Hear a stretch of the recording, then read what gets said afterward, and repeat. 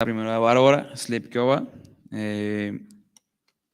Bárbara se graduó de la Dirección de Cine Documental en Facultad de Cine y Televisión de la Academia de Artes Escénicas de Bratislava. Ella está regularmente involucrada en el proceso creativo de documentales de autor, proyectos radiofónicos y fotográficos. Su película About My Sister ganó el premio principal del jurado y el premio del público en la sección de competición en el medio de Europa en el 24º Festival de Febiofest. Y actualmente colabora con los cineastas Viera Chakanyova y Lucia Kasova en la película Antología sobre catástrofes ecológicas en Eslovaquia. Ella, su película Lines, ganó el premio de Opus Bonum en 2021 en el Festival de Jihlava. La película va como de personajes, miradas, acciones, observadores, incluso de la misma ciudad de Bratislava ahí. Hay ciertas intimidades como invadidas por los mismos movimientos de la misma ciudad. Acá a mi derecha tenemos a Jessica Johnoson y a Ryan Ermacora, directores de Anyox. Tuvimos la fortuna de tener su corto hace 2 años, el Labor Leisure, en el Black Canvas, igual sobre trabajadores, inmigrantes, en un espacio de trabajo latentemente, puede ser un poco de explotación, puede ser, y trabajando como que siempre trabajan con estos paisajes de donde los mismos personajes se desenvuelven. Anyox se estrenó en Cinematográfico y ahorita tenemos la fortuna de tenerlo aquí. Igual son una película sobre residentes sobre este lugar en Canadá que se llama Anyox, donde hay una historia ahí laboral medio compleja, sindicatos de los obreros y una cierta degradación ambiental por la misma industria que está ahí. Y trabajan con estos otra vez, como que retoman estos paisajes y materiales de archivo. Nada más para tener, Jessica Johnoson y Ryan Ermacora son cineastas galardonados con sede en Vancouver. Su trabajo investiga las formas visibles e invisibles en las que los humanos se han grabado a sí mismos en los espacios naturales y está informado por un interés en las representaciones vanguardistas del paisaje y el trabajo. Su estilo se define por un enfoque autorreflexivo y estructural de cine. Su trabajo está proyectado en festivales como Cinematográfico, Edinburgh International Film Festival, Festival de Nuevo Cinema, Open City Documentary Film Festival y el Doxa Documentary Film Festival, entre otros. Esta plática, territorio, espacio, geografías cinematográficas, vamos a intentar indagar, jugar, platicar sobre todos estos espacios, territorios, las investigaciones que se hacen a nivel geográfico conjunto al cine y cómo pueden retratar las cosas que han pasado, quién vive, quién vivió, cómo evoluciona un espacio a partir de las acciones humanas, ¿no? También cómo este espacio afecta a los humanos que viven ahí. Just to start, could you guys please give us an overall of your film and where did it come from, where are the ideas, and how do you, yeah. Of the lines, yeah.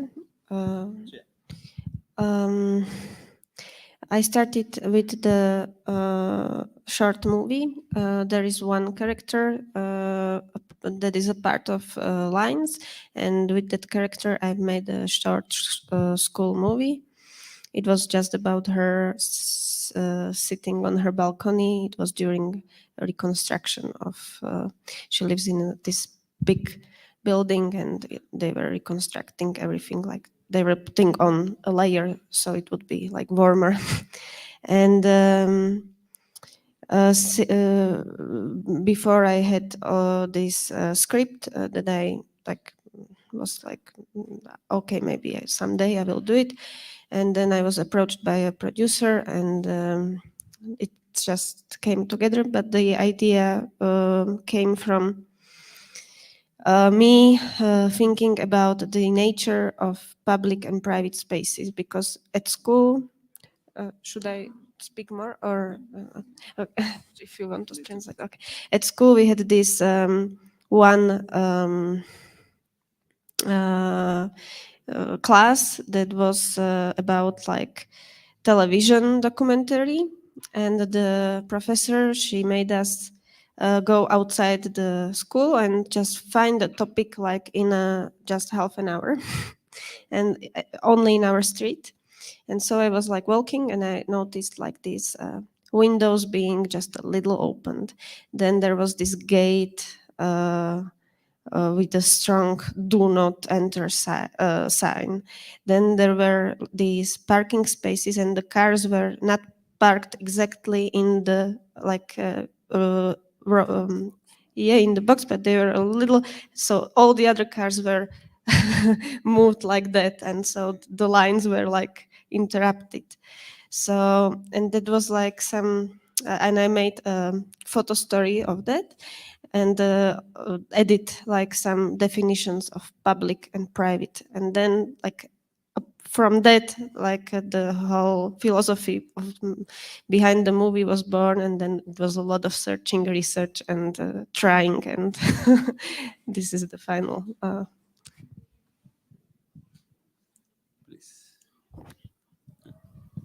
Yeah, I guess Anyox came from a sort of combined interests that we had in sort of resource extraction towns in BC, as well as people who live on the periphery. Anyox happened to kind of combine those two elements, as well as explore this sort of microhistory of the company town model, which is found repeated within BC's history. But that town itself only existed for 25 or so years, from 1914 till 1935, roughly.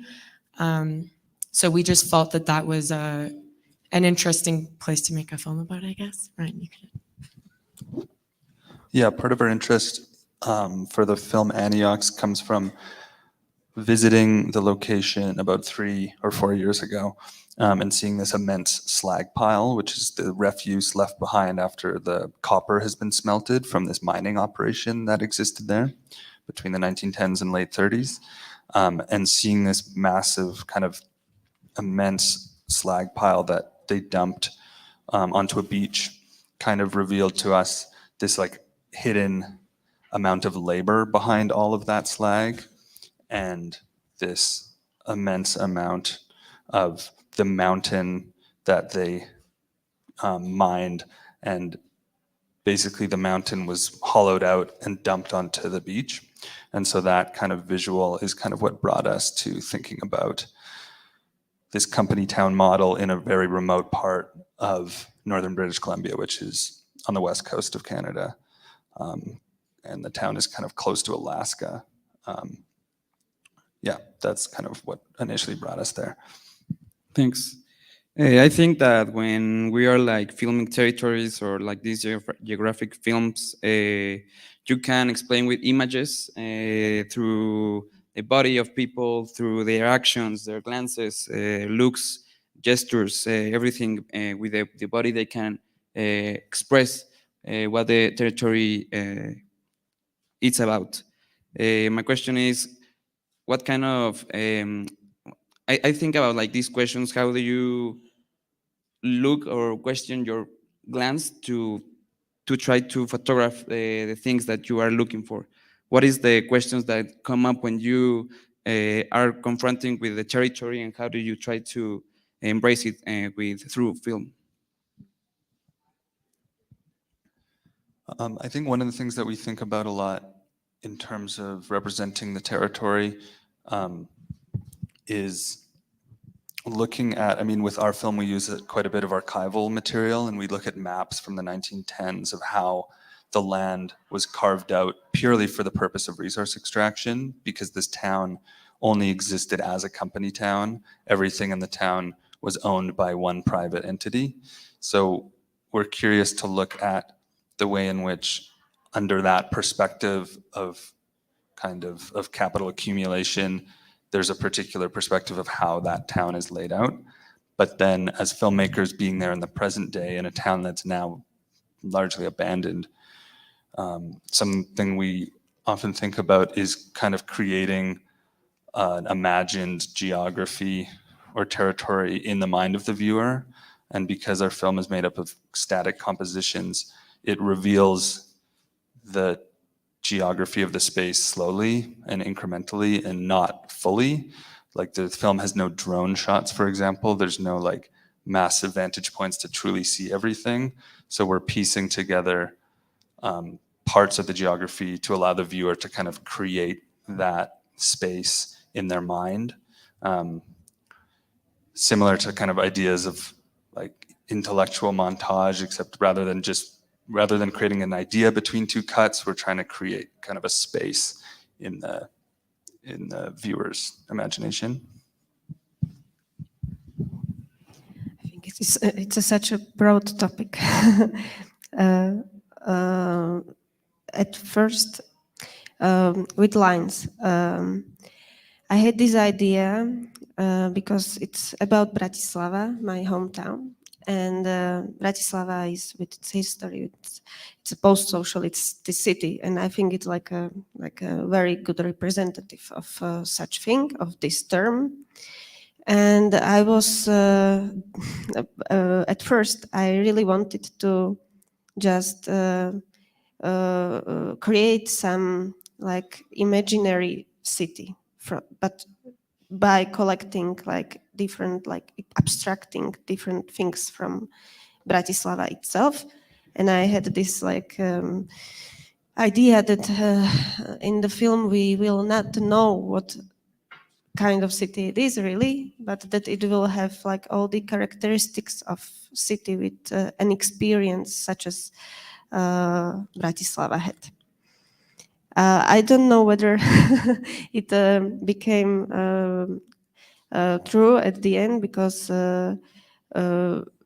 when searching and also on, sometimes when you want to be like you have to be specific for things to appear closer and to people to be able to like somehow really have the feeling that they're getting to know some, like the space of the movie. But we didn't really care about capturing the whole city at like show how big it is or something like that.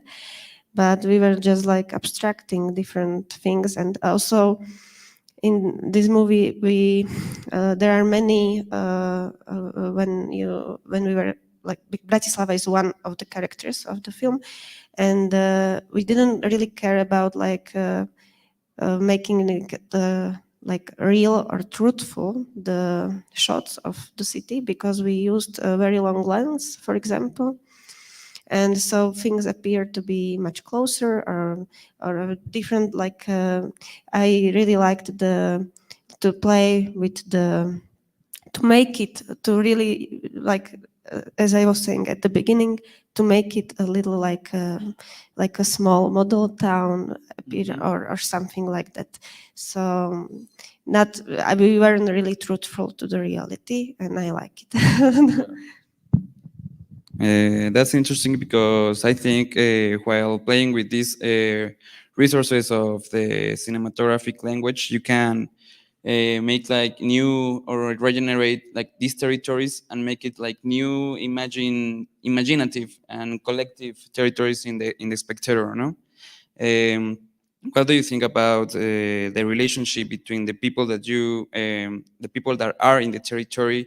How does it affect to the film, and vice versa? How the film affects to the territory of that people?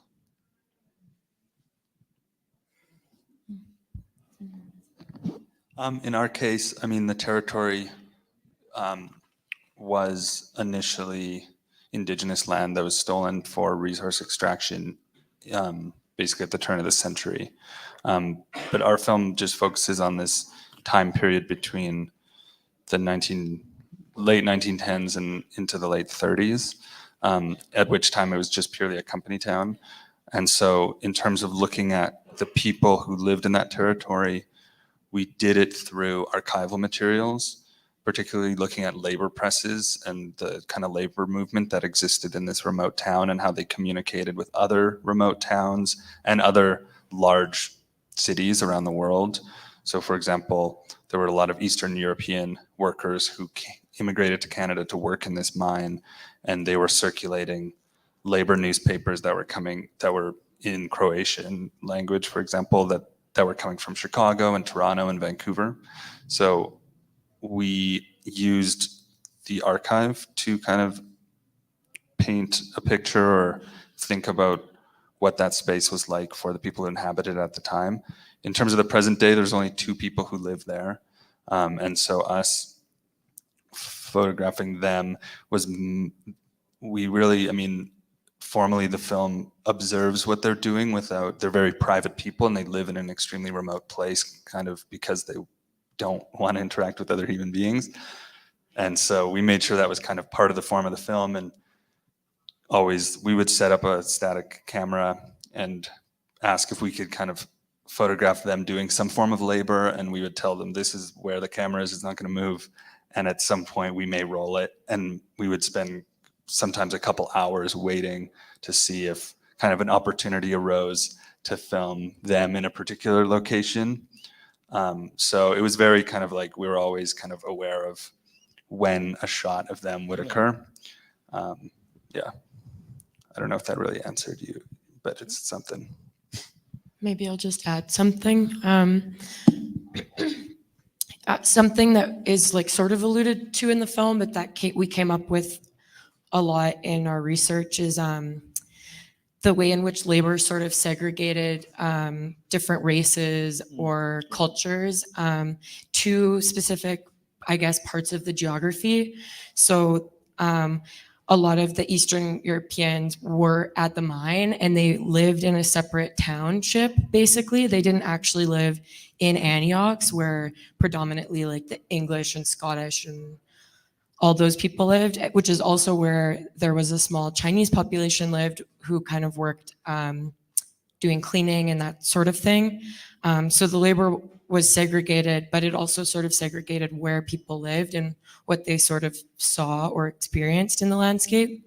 And then the only thing I'll add is with Linda and Lyle, they're both post-retirement age, but they like working and they want to continue working and they enjoy being in this sort of peripheral space, but they don't really see, they don't like explore anything beyond that barge and the slag pile. Like their relationship with the landscape is very oriented to their labor, and then they have their families in other parts of BC that they spend more time with and visit and etc. So I don't know, I think in a way our film sort of touches on it, but that was something that came up for sure in the research. I'm sorry, I couldn't see the film. So I would also have some questions because it's interesting when you talk about it, only the trailer.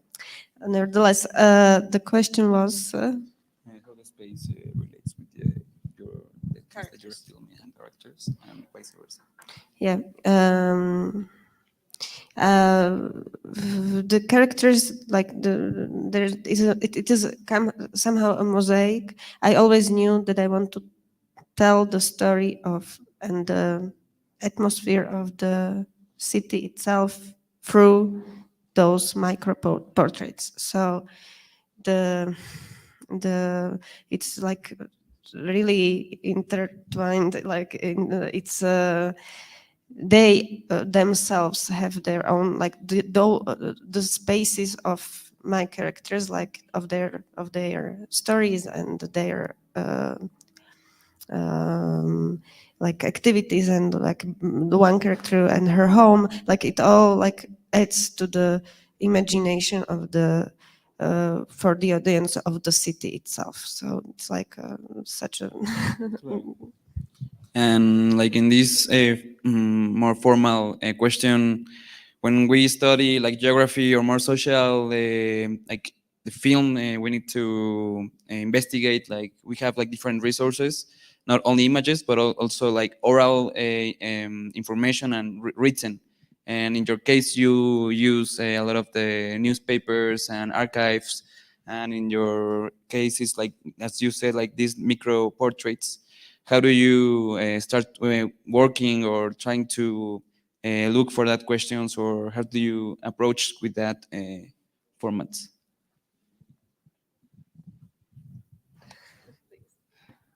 I think for us, I think there's something, one of the techniques that you can use in documentary is obviously voiceover, and in our case, there was not a big archive of this town because it had such a short life and it was such a remote place.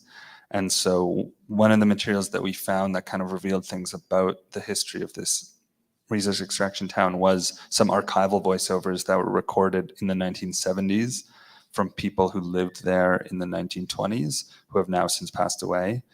And when we found those voiceover materials, it was interviews that were conducted for a radio show in the 70s.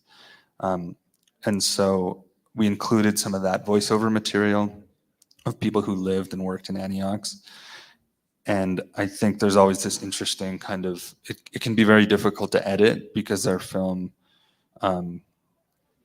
is a very like slow moving film and is largely a landscape film, but we're also trying to include this information without being overly didactic. And so we're including this voiceover material and then finding ways in which what images we want to look at of the present day landscape while listening to this material and trying to create kind of interesting parallels or try and create kind of something generative through that experience of listening to these stories, while also looking at the present day landscape and finding ways to kind of create a rhythm and cut between the two without it feeling kind of like overly kind of smothered. We don't want to smother the audience in like information.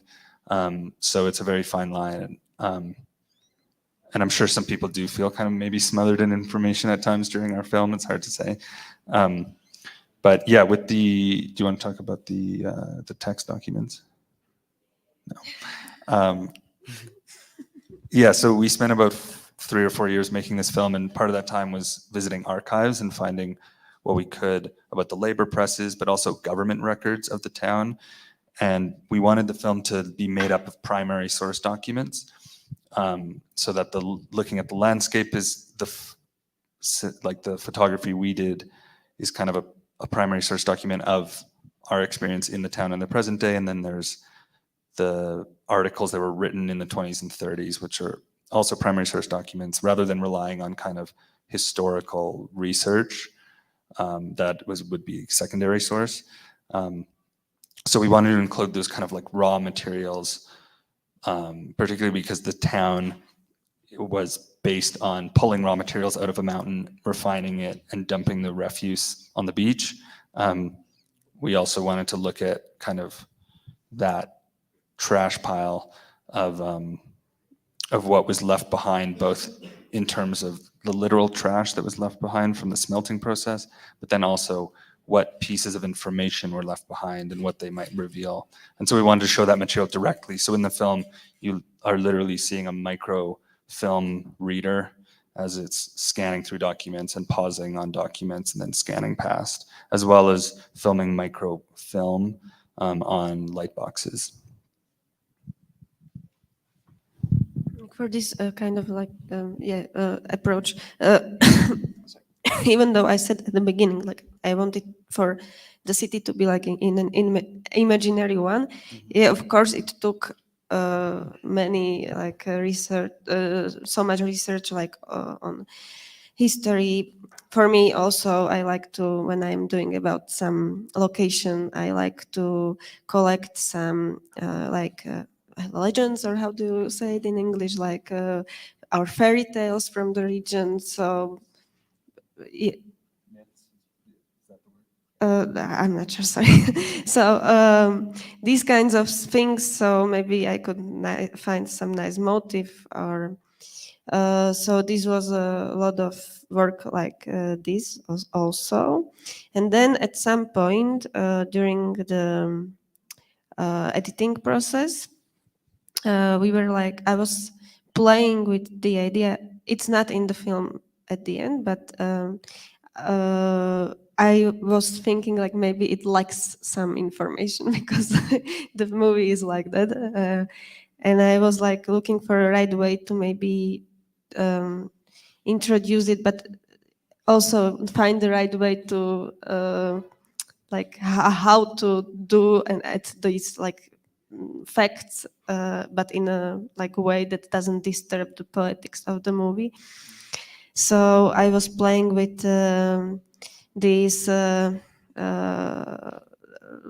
chapters Like I wanted to cut it into chapters, and like every chapter, like it would be an interruption with.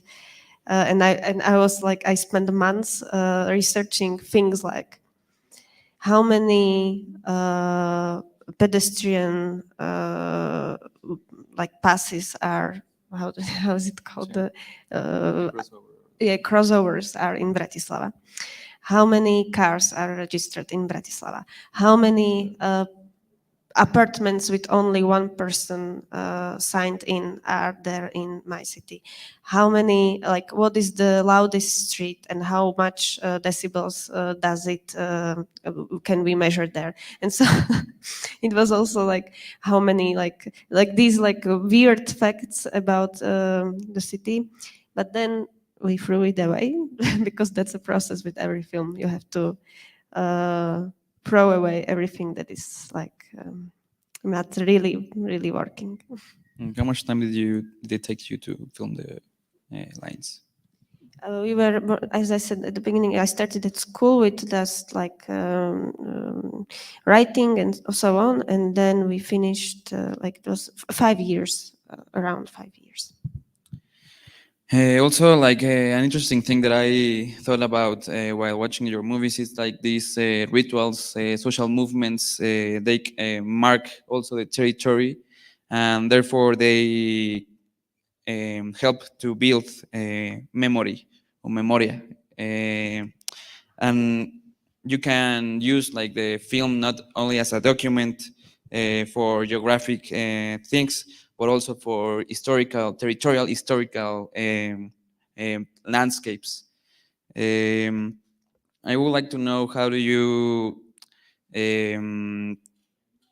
think about the sound landscapes in your movies, and how do you build them? Yeah, sound landscapes. With our film, we did do a lot of research that didn't make it into the movie, which involved kind of these like reading books and stuff that we couldn't quite figure out how to represent on screen, so that kind of got scrapped. But we were there was one book in particular that we read that's called Anyox, the Town That Got Lost. That's about it's from the perspective of this man who grew up in Anyox as a child and then went back there in the 70s. In the book, he talks quite a lot about sound and how you couldn't really hear nature because of how noisy like all of the mechanisms near the immediate city were, which was something that kind of motivated us to kind of work with a pretty dynamic soundscape that has like jump scares sometimes, but also at times is quite quiet, as the contemporary landscape is very quiet. Yeah, I think because the landscape that we were filming in was so heavily polluted from this industry, it killed all the trees around it, and so there's no wildlife around there. And even today, like there is some new growth of trees, but there's still very little wildlife there, just because it's just not an ideal place. So they choose not to go near it for the most part. So it does have this very quiet feel to it, but obviously but there is always some sort of sound, and particularly when we were filming within this abandoned mine, we were really cautious to try and carefully do as much field recording as we could to kind of create an immersive feeling of what it is to be in this place. One other thing is that like when we were doing our sound mix with the sound designer, we would get, it wasn't really like arguments, but we kind of would need to continually remind him to not just like add bird sound because you would see trees, but there are seagulls that like, because it's like basically the slag pile is like going into the ocean, there's still sea life in the vicinity, and there are seagulls that live or at least stay on the slag, and actually their being there does produce seeds and like some kind of like fertilizing and some life that sort of sprouts on it, but it can't like exist within it because it's not really there's no soil. So it's like some things kind of can grow on the surface. So anyways, that was another aspect, was like the kind of bird life. Yeah, one other thing about audio in our film is that while all the present day footage and archival text documents, for the most part, are we're just using the location sound, the film does also include archival motion picture material of miners working underground and also working in the smelter, in different smelters, that was shot between the 1910s and 1930s. And so that archival motion picture material that we found and got scanned obviously had no audio. And so we chose to collaborate with a really talented musician and composer, Leah Bertucci, and created a score just for these 3 archival chapters in the film. And part of the reason for that, and part of kind of what we tried to do in the collaboration with the musician, is create this kind of feeling of almost that we're looking at a dream of the past through that archival material. Because looking at that material, it almost felt like this kind of, we're looking at ghosts who worked in these mines sometimes 100 years ago. Yeah, so we used score for that material. I love the topic of sound in documentaries. And I have, maybe I can start with, our sound designer is called Michal Horvat, and he's very talented.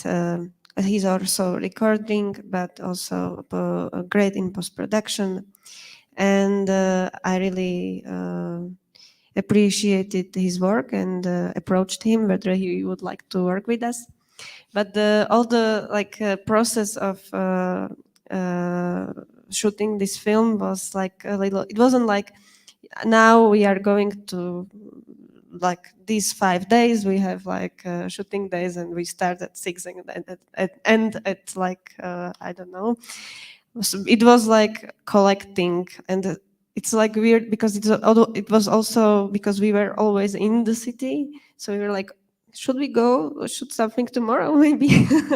Like when I had an idea, or when the protagonist could and had some time. So it was like, and therefore Michal, the sound guy, he couldn't be with us all the time. And many sequences were done only on we only had a picture. And at first he was like a little nervous about it, but then we talked a lot, and we like agreed on. He's a big collector, so he collects atmospheres like all the time. I cannot imagine how big his hard drives of these things are, because he's always like wearing his recorder on him, and always plays with these things. And also we knew right at the beginning that we want to, as well as with the image, that the sound as well will be like not always like real, that we will be like in post-production, that we will be playing with a little, it doesn't have to be authentic all the time. So what I like to do is like, and it's in the movie like many times, as well as the image, like things appear to be closer to themselves or further with the sound as well. We many times when you watch, like for example, people in balconies, you can hear like the inside of their house, and that's like we talked about like every shot in the movie, and like, oh, shouldn't we add something like this? It was more like painting with the soundscape of this film.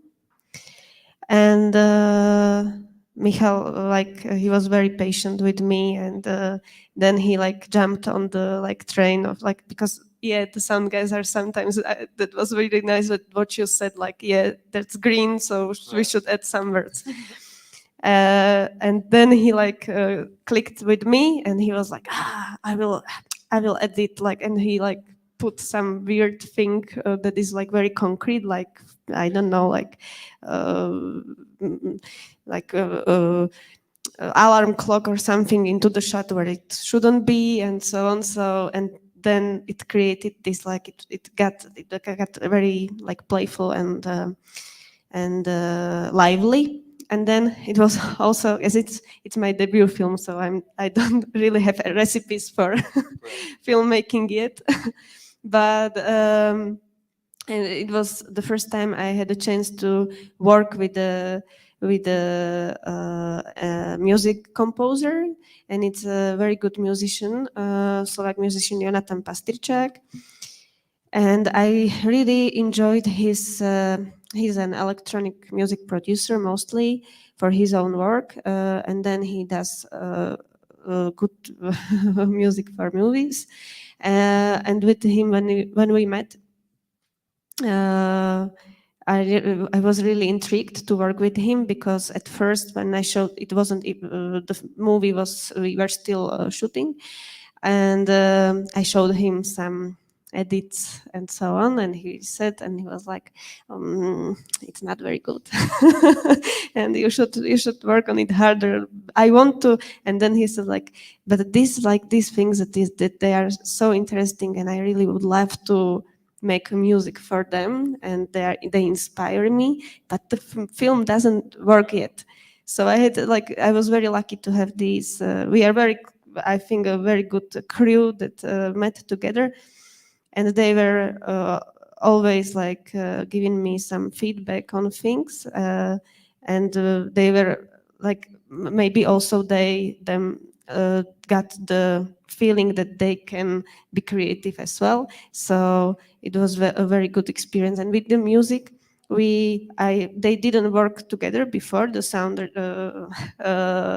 designer and the music composer, but I introduced them, and I spent many hours in the studio listening to them talking in language I couldn't understand, and which was like amazing. And they were like, just put weird numbers and like plugins and things, and like, Barbora, sit, and then like, is it okay? And they got me to listen to things, and they were very mad because I didn't have proper headphones. So when they sent me some sequence, like, this is, we have like mixed the music already with the soundscape and so on, listen to it, Barbara. I was like, oh, I like it. And then I came to the studio. I didn't hear that before. So just a joke. And they promised me that they will buy me good headphones, and they didn't yet. So, and like, since they worked on this movie, which I think is beautiful, they now are working on 4 more projects together. Yeah, I really like it. That reminds me of Jackstati Playtime. Like, he uses like these long lenses and the music of the chaotic urbans and the cities. It's beautiful. I also think about like talking about territories and geographies. We are talking obviously about space, and like thinking about the screen space and the filmic space. The way you try to organize or put the images space, how do you arrange and make the images protagonists and organize them when you are filming them and then in the editing room? With our film, we shot it on film on 35mm and 65mm, and so we had to be very careful with what we shot and have a structure in mind, at least partially in mind, before we began filming. This is our first feature, so we've done a similar way of filmmaking in the past with short films, and with those films we would often do a long scouting process and photograph all the places that we knew we wanted to return to and shoot on motion picture film. With this film, we did the same thing, but because it's so much longer and there was so much material to cover, we weren't able to fully kind of edit the film before we shot it, but that's always kind of our hope. Obviously, things change in the edit room. But the way we like to work is going to the location and photographing it with still film first, and kind of creating a structure kind of in our minds, but also, you know, through notes and through these photographs, and kind of lining them up in a timeline, or just in a document, so that we have an idea of the first image in the film, the last image in the film, what's in the center of the film, and kind of working out from the center to create kind of a mirrored kind of structure. Though it doesn't always turn out that way, but that's kind of initial starting point of like imagining the film almost like if you could look at the timeline from a bird's eye view and look at all the images laid out, is kind of a way that we like to think about how to create that structure. With this feature, we ended up kind of trying to create chapters, and then throwing those chapters away in the end. But I think just by thinking about these chapters, it allowed us to kind of shoot particular shots that had a lot of kind of historical weight in the landscape. Some event had occurred there, or something dramatic had occurred, and we wanted to film those particular shots with quite a bit of duration to allow them to really be contemplated by the audience. And those shots we shot on 65 and kind of function as chapter headers, though as an audience member you wouldn't necessarily know they're chapter headers, but they kind of either begin or end a section of the film. So yeah, those are some of the kind of ideas we use in terms of structuring the film and creating kind of a pattern within it that can kind of make it feel like it's kind of, there's something holistic there, even though it does have kind of tentacles and it might not actually be like a truly kind of holistic whole. Yeah, do you have anything to add? I don't know how to phrase it, but there was, we were kind of influenced by a lot of photographs that we had found of Anyox. And so we were trying to sort of recreate a space in the image with the photographs that we were taking on the scout, as well as the cinematography. Some of those photographs, most of the photographs that were taken there were for commercial purposes, to sort of promote the town. And just to give a bit of context, like maybe Ryan already said this, but the smelter fumes, and I guess it does say it in the film, but if you haven't seen it, the smelter fumes did cause pretty much all of the trees in the surrounding area to die. So it looks really apocalyptic in the photos, and in many of the photos, they actually kind of tried to frame it out.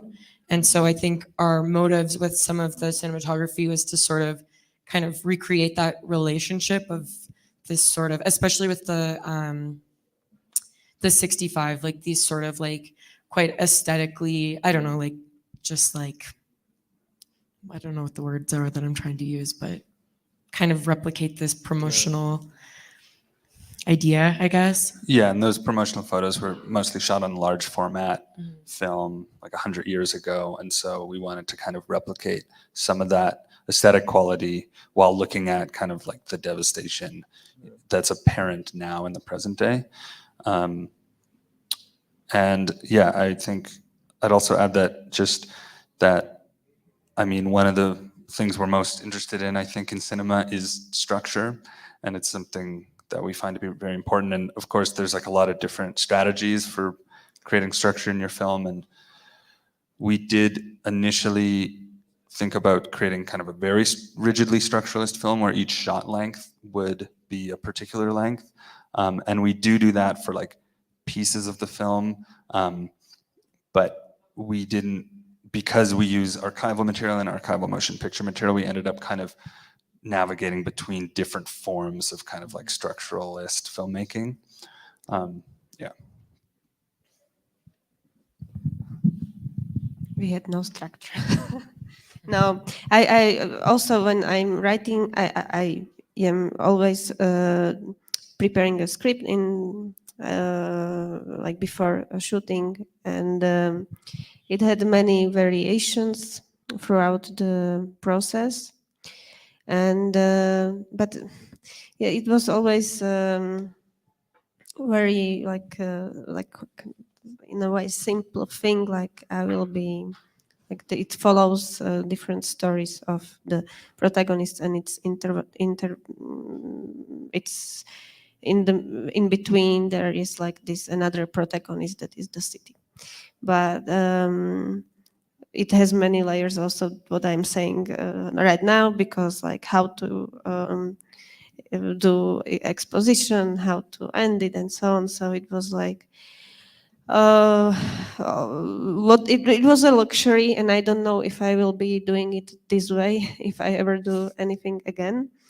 But it was a luxury in a way that I had space to really experiment and try things. So we were also like, I also had the chance to, during the shooting, I also had the chance to be with an editor. So we were like trying different combinations and scenes, like I could see like what is working, what not, and then we like created it. And also this searching was like the first years of preparing the movie, and then like the majority was shot like in last 1 year. But it like we have so many different approaches that we tried before, like also aesthetic approaches, but then also like structural. So this time it was very much like looking for how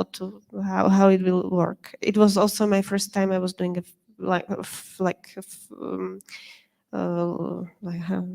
feature length movie.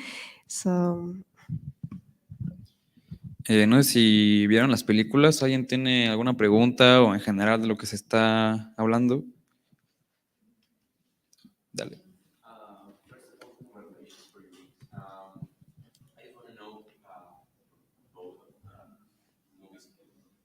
Both have lots of layers, a lot of content from different kinds of stories.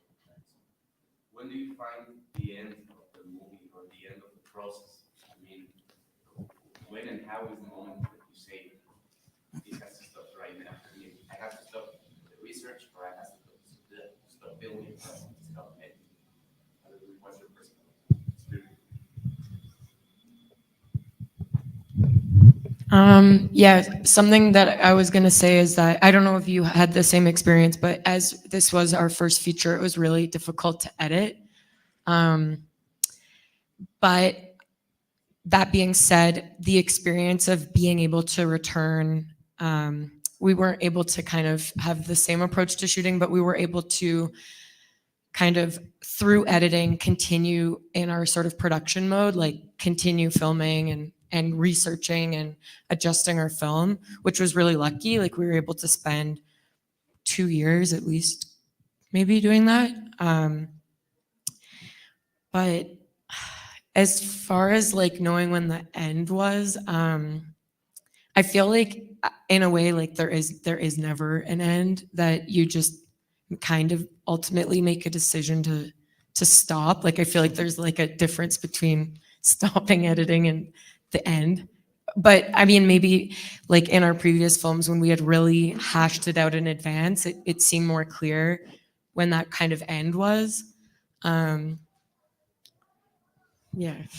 Yeah, in terms of just having to choose a point to end it, I mean, it kind of reminds me of like how little kids, like 5-year-old kids, when they're like painting, they often make something really beautiful and you have to just like take it away because it's like great. And if you let them keep working on it, it's like the whole page is just going to be like basically just like brown because they've just combined every single color and it's just become like a disaster. So it's like you have to find a time to just pull it away. I mean, with this film, I mean, part of it's just also running out of money, is part of when you know you have to stop. But yeah, I mean, I think with this film, we did have like, even though like we did have a long editing process and we went up and shot multiple times, we did kind of have an initial idea of like what the form of the film was going to be. And so I think in our case, because like I said, we were shooting on film and there's a finite amount of film that we could afford, it really kind of like forced us to have this particular kind of like work ethic of really being thoughtful about like, do we need to get this shot? Is it important? Where is it going to be in the film? Rather than just shooting tons of coverage and angles and kind of finding it in the edit, we were kind of forced to really make conscious decisions of what material we were getting and why it was useful. And so I think that's part of it. It's being able, but I think being able to shoot a couple times, we went up there. It's a very remote place. It takes like 2 days to get there from Vancouver, where we live.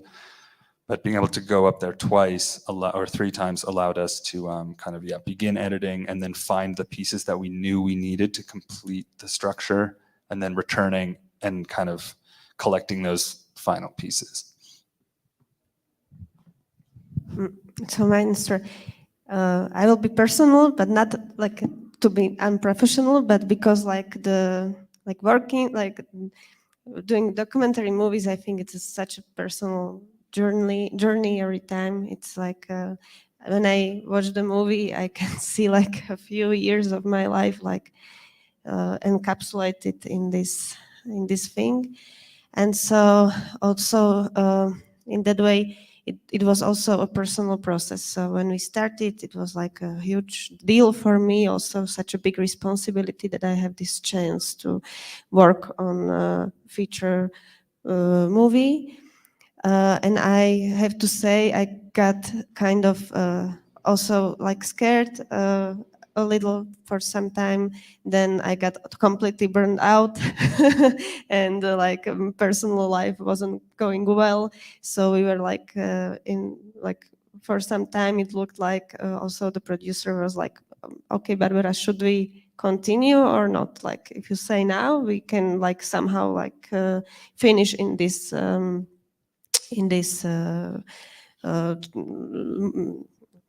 sorry, I cannot find the, we can finish now, but it will be like more or less okay, not really okay, but more or less okay. And so, and sometimes I had like this terrible feeling that I was forcing myself to this topic and to do this. And for some time, I like as I was not feeling well, I couldn't really find my way to my protagonists. And when you are doing a documentary for people it's a conversation and it's a relationship with people, and you somehow you want them to open up to you and to be present, so you have to be as well. And I couldn't do it for some time, so it was like it looked like it will be like finished before, but then I had very good crew and also a very kind and good producer, my friend Barbora. And I'm Barbora and she's Barbara. And so she like motivated me, and like few like in 2019 and or 20 before the pandemic, we found like a new like love for the movie. And I met Danko, the producer guy, the composer, who is a character in the movie, and he like gave me life. And I like it was like the film was missing something warm, and I was missing something warm, and then it just like happened, like life happened. So then for the real like finishing of the shooting or editing, it was like also like intertwined, because when in the editing room we left like blank spaces, like no, now I need some concrete scene or something. So it was like always like editing room running to create another day of shooting and so on. And then also a pandemic came. So it was like it slowed it down, and it gave us a little bit of we had time to step back and look at it. And from then, somehow something happened. Also for me, it, like this part of life was kind of like I wanted to close it already. So I had this really like energy to like I suddenly somehow knew like, yeah, this is going to be here, this is going to be here. I wanted to like that. So then we had a very good experience with the doc incubator. With it's an editing workshop, and where we talked a lot, more talked than edited. And like it was a terrible experience to edit online and consult online. It was like the pandemic was very bad in this way, because the editing room is a special place where like also a kind of relationship. So then like with this new energy somehow, and after the workshop, we had like the final cut, and so it was a very good feeling. So it was really like a personal journey and then you know you're finished. ¿Alguien más por ahí tiene otra pregunta? Present.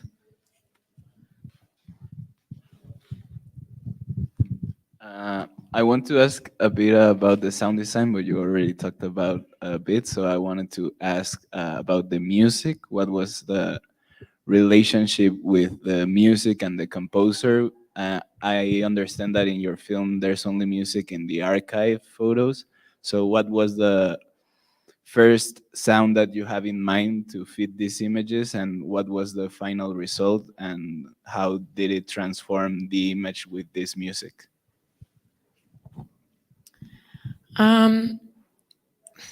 The first sort of sound or idea of the sound or the score, it was related to our research into potential composers that we could work with. And when we knew about Leah Bertucci, but when we kind of started thinking about her as a potential composer, we were researching some of her music and her sound art, and a lot of her work is relational to the space, often like industrial spaces that she'll record within, so that the actual ambience and the reverberation of the space is kind of implicated in the sound and in the recording.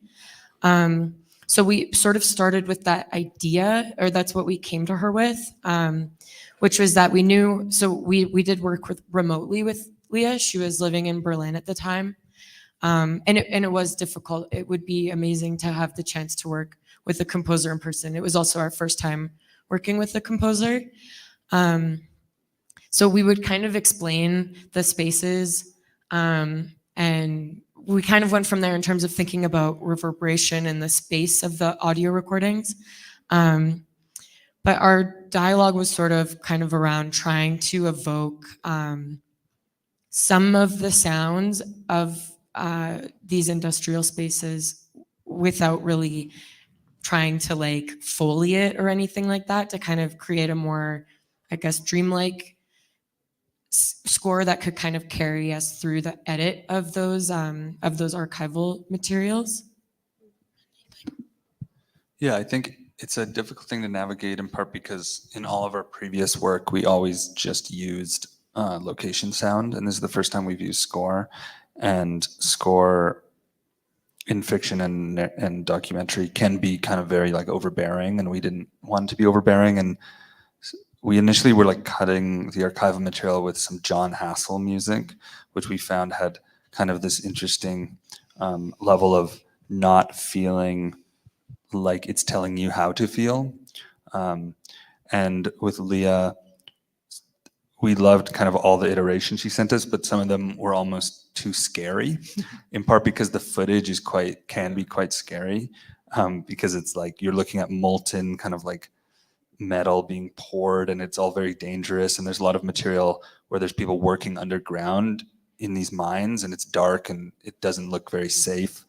And we obviously wanted to acknowledge that, the fact that it is scary and it's this kind of horror, but without kind of forcing the audience to feel any particular way about this mining and labor history.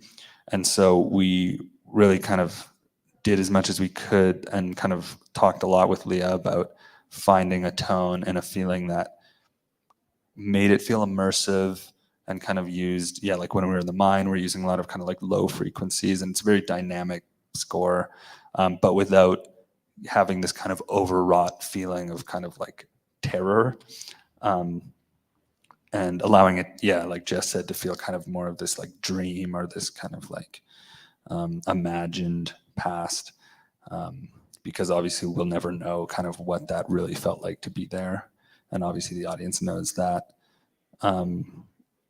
So yeah, that's part of kind of how we thought about the score. ¿Alguien más por ahí?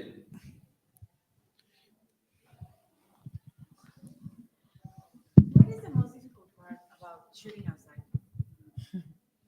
Because we don't shoot outside a lot because we're so scared about everything that is going on that something's gonna happen that is gonna be bad. Where we were filming, it rained a huge amount, so that can be quite challenging. I think part of what makes it easier is just doing like the prep work and like doing the pre-production and like knowing exactly where outside you want to shoot and spending time there and finding shots that you want before you bring all the big expensive gear, so that you kind of have, I mean, at least for us, that was really necessary because the gear that we were shooting on was quite heavy and large and cumbersome. So pre-production and research is really helpful for that. I mean, recording sound outside can be very difficult as well. Yeah, do you have anything to add about outside? Yeah, I would love to like continue to explore how to record audio outdoors when it's pouring rain outside. Especially because in some of our shots, we really wanted to feel the distance of the space, but whenever it was raining, no matter what protection our sound designer used, or I also did some of the sound recordings on a later shoot, like no matter what we kind of built or rigged, you still hear those close proximate raindrops. And anyways, that's, for me, rain is like incredibly challenging, but because we live in Vancouver, we're so used to it that I guess we've just gotten used to ways to work around it. But yeah, sound is like, have not actually resolved that. Like a lot of the distant sort of rain sounds were our sound designer provided us later that he had, yeah, miraculously recorded elsewhere. Yeah, I would also add that with this film in particular, like some of the locations outside that we were shooting in were extremely hard to get to. And it seemed like when we were scouting, like in order to get into this mine, we had to hike up a river, like, and then hike kind of over a small mountain and then go into like a hole in the ground to get into this mine. And it seemed kind of ridiculous to get all our camera gear in there, but, and as well as like shooting on boats, like in kind of rough conditions on the ocean, where it's like very cold and dangerous.